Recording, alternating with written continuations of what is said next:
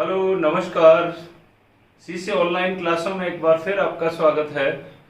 और आज हम आर्टिकल 21 लेके आए हैं।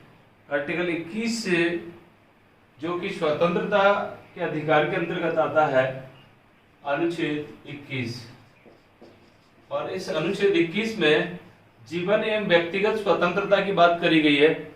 ये कह सकते हो कि एक महत्वपूर्ण आर्टिकल है 21, और जीवन जीने के अधिकार की बात करता है।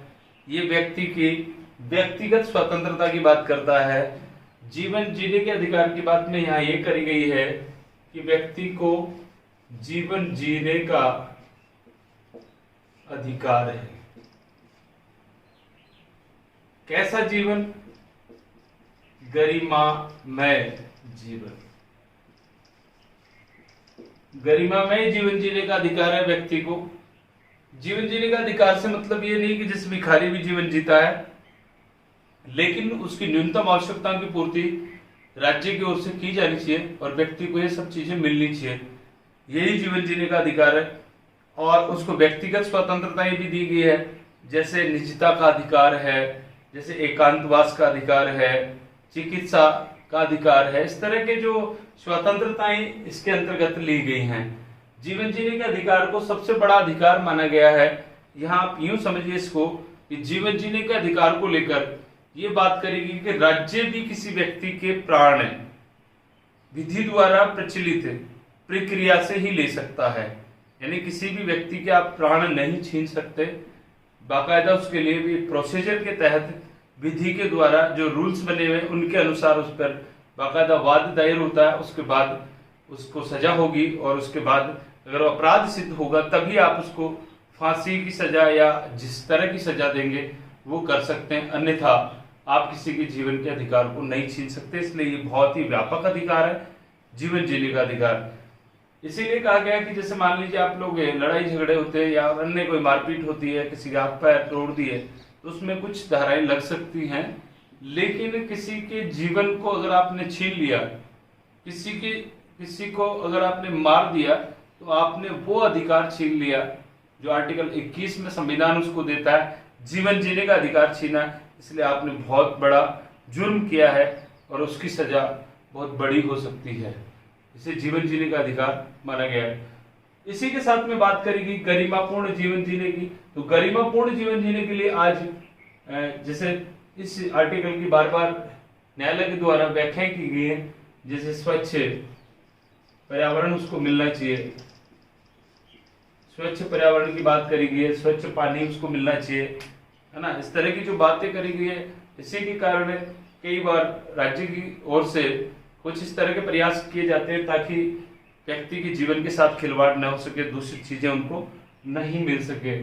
स्वच्छ पर्यावरण की बात करी गई है गरिमापूर्ण जीवन जीने के लिए। साथ ही बात करी गई है कि व्यक्ति को गरिमापूर्ण जीवन जीने के लिए शिक्षा जरूरी है। और इसी को ध्यान में रखते आपको जैसा कि जानकारी है, संविधान में 86वां अमेंडमेंट किया गया, संविधान संशोधन किया गया। 86वां संविधान संशोधन 2002, 86वां संविधान संशोधन 2002, जिसमें अनुच्छेद आपका जो 21 था उसमें ए जोड़ा गया। अनुच्छेद 21 में ए जोड़ा गया और 6 से 14 वर्ष के बालकों के लिए निःशुल्क एवं प्राथमिक शिक्षा को अनिवार्य कर दिया गया है। यानी आज आपका शिक्षा अधिकार बन गया है। और इस 86वें संविधान संशोधन के तहत जहां फंडामेंटल राइट्स में 21 में इसको जोड़ा गया, वहीं डीपीएसपी यानी नीति निर्देशक तत्वों में 45 में भी ये तय किया गया कि राज्य का एक कर्तव्य बनता है कि वह 6 से 14 वर्ष के बालकों को, या ये कहें कि उसको प्राथमिक शिक्षा राज्य देगा। और एक अपना जो आगे जो आता है अपना मूल कर्तव्य, उसका भी 11वां जो मूल कर्तव्य वो भी जोड़ा गया, जो ये बताता है कि 6 से 14 वर्ष के बच्चों को उसके अभिभावक शिक्षा दिलाएंगे। तो ये था आपका आर्टिकल 21। उसके बाद चलते हैं आर्टिकल 22 में। आर्टिकल 22 बंदी को संरक्षण देता है। आर्टिकल 22 बंदी को संरक्षण देता है। बंदी को संरक्षण का मतलब यह है कि बंदी को यहाँ पर कुछ रिबेट दी गई है, जिसमें उल्लेख किया गया है 3 बातों का। पहली बात करी गई है कि व्यक्ति को ये जानने का अधिकार है, बंदी को ये जानने का अधिकार है, जानने का अधिकार है कि मुझे किस जुर्म में गिरफ्तार किया गया है। जैसे ही किसी व्यक्ति को पुलिस के द्वारा गिरफ्तार किया जाएगा तो उससे ये पूछा जा सकता है कि मुझे किस कारण से गिरफ्तार किया गया, ये बंदी को संरक्षण दिया गया। दूसरी बात करी गई है कि बनाए गए बंदी को, उस बंदी को ये भी जानने का अधिकार है कि वह अपनी इच्छा अनुसार वकील कर सकता है और उससे कानूनी सहायता ले सकता है। अपना वकील कर सकता है और चाहे जैसी वो अपनी कानूनी सहायता लेकर अपने आप को बचा सकता है, इसका भी प्रबंधन किया गया है। तीसरी बात करी गई इसी आर्टिकल में कि व्यक्ति को जब गिरफ्तार किया जाए तो उसको 24 घंटे के अंदर निकटतम न्यायालय में मजिस्ट्रेट के सामने पेश किया जाए और जो भी प्रावधान बनेगा वह मजिस्ट्रेट तय करेगा। ये बात भी बंदी को संरक्षण दिया गया है। तो इस तरह से बंदी को भी बचने के पूर्ण तरीके बताए गए हैं।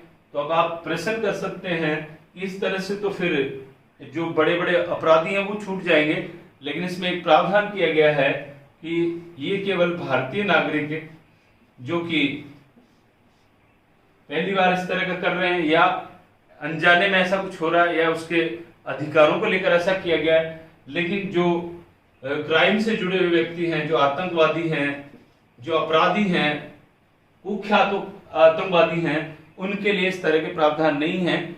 उनके लिए अलग से एक कानून बना हुआ है और उसके तहत उन्हें बना बताए भी, जिसको आप लोग कह सकते हैं निवारक नजरबंदी। निवारक नजरबंदी से क्या मतलब है?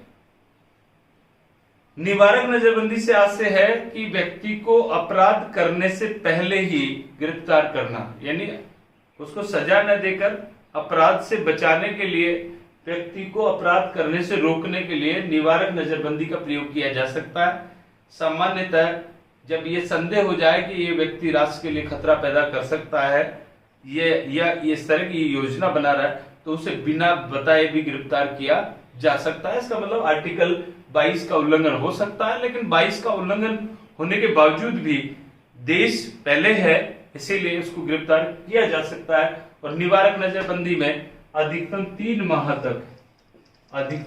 माह तक बंदी बनाया जा सकता है। इसके लिए कुछ कानून बने हुए हैं, जैसे राष्ट्रीय सुरक्षा कानून, जैसे गैर विध्वंसक हथियार अधिनियम कानून, पोटा, इस तरह के जो कानून थे, पोटा के तहत, टाडा के तहत विध्वंस हथियार रखने के लिए हमारे फिल्म अभिनेता संजय दत्त को भी गिरफ्तार किया गया, जो इसने एक खतरनाक जो हथियार था वो अपने पास छुपा के रखा और वो सिद्ध हुआ और उन्हें सजा हुई। इस तरह से जो गतिविधियों में शामिल लोग हैं उनको निवारक नजरबंदी के तहत गिरफ्तार किया जा सकता है, उनको सजा दी जा सकती है। सांप्रदायिकता को रोकने के लिए, उन्माद फैलाने वाली चीजों को रोकने के लिए, ऐसे में ये चीजें उन पर लागू नहीं होती। इस तरह से आपका आर्टिकल 22 कंप्लीट हुआ। अब हम लोग चलते हैं अगला जो हमारा मूल अधिकार है, उस अधिकार की ओर चलेंगे और उस मूल अधिकार का नाम है शोषण के विरुद्ध अधिकार। शोषण के विरुद्ध अधिकार। शोषण के विरुद्ध अधिकार तीसरा जो हमारा मौलिक अधिकार है, शोषण के विरुद्ध अधिकार। शोषण के विरुद्ध अधिकार। शोषण के विरुद्ध अधिकार में आर्टिकल 23 और 24 में भारत के प्रत्येक नागरिक को शोषण से मुक्ति के प्रयास किए गए हैं। कि उनका किसी भी तरह से कोई शोषण नहीं होना चाहिए। तो यहाँ हम लोग इनके आर्टिकल्स को पढ़ेंगे। तो आर्टिकल 23 जो है, अनुच्छेद 23 और अनुच्छेद 24 दो भागों में पढ़ेंगे। तो अनुच्छेद 23 जो कहता है वो मानव दुर्व्यापार की बात करता है। मानव दुर्व्यापार में कौन सी चीजें आएंगी, जैसे आप लोग कह सकते हैं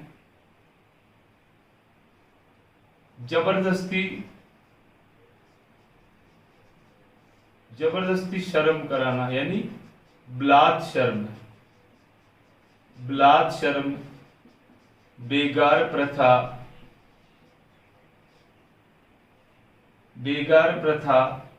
प्राचीन काल में चलने वाली एक व्यवस्था थी सांगड़ी वो भी इसके अंतर्गत लिया गया। बेगार प्रथा का मतलब है काम करा लिया जाए और पैसा नहीं दिया जाए, ये बेगार प्रथा के अंतर्गत आता है। सांगड़ी भी इसी तरह की व्यवस्था थी।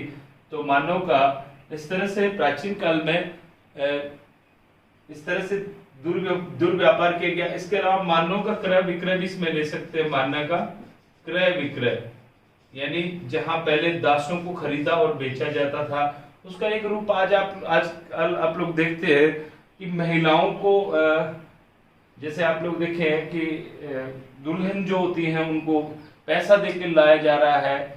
उसके बाद अखबारों में पढ़ते हैं आप लोग, लुटेरी दुल्हन वो वापस चली जाती है। तो वो एक तरह से किसी भी मानव जो है या किसी भी महिला का आप लोग क्रय विक्रय नहीं कर सकते। ये कानून का दुरुपयोग है, इसके तहत वो वापस जा सकती है और कई बार इस तरह की घटनाएं आपको देखने को मिलती हैं। तो मानव के दुर्व्यवहार की बात करता है, जबरदस्ती शर्म, बलात् शर्म की बात करता है। तो ये 23 आर्टिकल इन सब से व्यक्ति को बचाता है। ये सभी क्या है, व्यक्ति के शोषण है। आर्टिकल 24 जो है वो आर्टिकल 24 बात करता है बाल शर्म निषेध है। बाल शर्म निषेध है। ये बालकों की बात करता है। कौन से बालकों की? 14 वर्ष से कम उम्र के, 14 वर्ष से कम उम्र के बालकों को जोखिम भरे कारखानों, खतरनाक खदानों आदि में काम करना वर्जित है, क्योंकि उनकी इस समय सुकुमार अवस्था है और उस सुकुमार अवस्था में आप लोग उनसे काम करवा रहे हैं तो ये कानूनी अपराध है। ऐसा अगर कोई व्यक्ति करता है तो कानून का उल्लंघन कर रहा है, ये उस बच्चे का शोषण है। क्योंकि जिस उम्र में बच्चे को पढ़ना चाहिए उस समय उस बच्चे का शोषण किया जाता है। इसलिए बार बार आप लोग कई जगह देखते हैं कि कुछ बच्चों को बंदी बना रखा था या कुछ बच्चों को वहां से छुड़ाया गया लेबर से, या दुकानों पर, होटलों पर इस तरह से छोटे छोटे बच्चे जो होते हैं वो काम करते हैं तो उनको मानव अधिकार आयोग की टीम के द्वारा भी छुड़वाया जाता है। इस तरह से बात करी गई है 24 आर्टिकल में, और इसके लिए बाकायदा कुछ कानून भी बने हुए हैं जिनके जरिए इनको निषेध किया गया है। तो ये आर्टिकल 23 आपका कंप्लीट हुआ, 24 आपका कंप्लीट हुआ, शोषण के विरुद्ध अधिकार।